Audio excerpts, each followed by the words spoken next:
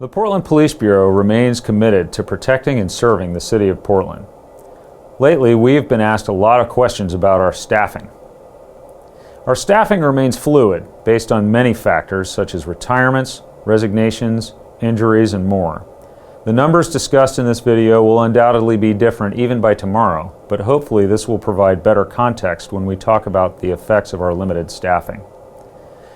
This is currently how many Bureau members we have. This takes into account the 84 sworn and 4 professional staff positions that were eliminated from this year's adopted budget. It also includes the 49 retirements and 9 separations since July 1st, 2020. This has been a big retirement year for us, and we anticipate more in January of 2021. It's important to remember that 882 sworn members includes all ranks.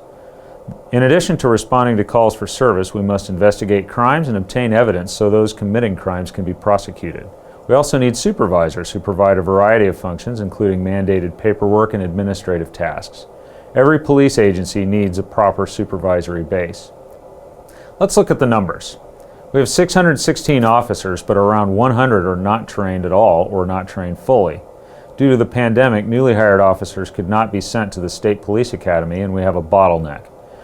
We also have officers still on probation and who are working with field training officers and are not fully deployable. Remember, it takes roughly 2 years for a person to be recruited, hired, and then trained to replace a police officer. Not all of our officers can be assigned to patrol duties. These numbers are also fluid as we reassign officers or they transfer frequently. We need officers to be part of our traffic division. Officers must provide mandated training for sworn members. We need officers to assist in investigations or follow-up, including forensics, for some of our most vulnerable victims, such as child abuse or domestic violence victims. We also need officers for our behavioral health unit and community engagement, which is part of the settlement agreement with the United States Department of Justice, and it is something our community has repeatedly said that it wants.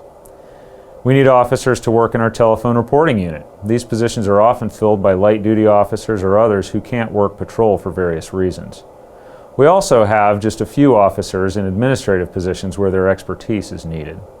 Recently, due to the nightly violence, we assigned 47 officers full-time to our rapid response team. Usually these are detached positions where officers are assigned occasionally to respond to planned events. These officers aren't all assigned at the same time. This number has to span 7 nights a week and include days off, sick time, and other leaves. Recently, we have also had a number of officers injured, and those officers can't work patrol.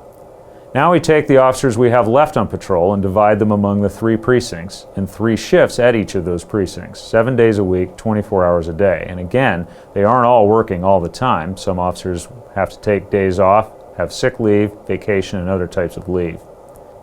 We've done a simplified view of what resources are answering 911 calls on a typical weekday at 3 times of the day. Our analysts have extensively reviewed our call loads to determine when they are heavier and when they're lighter to conclude how many officers should be available to answer calls. This is what we call minimum staffing. During most shifts, we don't have enough officers to fulfill even this number. That means we have to hire officers on overtime to backfill these positions. When a major incident happens, such as a shooting, homicide, violent crime, or fatal car crash, resources must be diverted to handle that call. This is for the safety of community members and officers, and this now leaves even fewer officers answering calls. Lately, as nightly violence continues, if the situation threatens life and safety, we must add more resources to address it, besides the rapid response team. We do that by taking officers out of precincts mid-shift to respond as mobile field forces. This leaves even fewer officers answering 911 calls. Our priority is calls where there is an active threat or a life safety issue. Our response times have increased, and many times an officer is delayed for hours for lower priority calls. Often we have 80 to 100 911 calls holding during mass gatherings and nightly violence. This is not the service our community expects, nor is it what we want to provide. We have tried to adapt over the years to our decreasing staffing levels. We've worked with the Bureau of Emergency Communications, who answers 911 calls, to help triage calls and determine if sending an officer is the most appropriate course. We've also increased our ability to take reports online so community members do not have to wait hours for an officer to respond. There are those who will ask why we are putting this information out so criminals will know how short-staffed we are. Our answer is that they already know. They know that the entire justice system is taxed and that we're just the front door to that system. I'd also like to say a word about our professional staff members.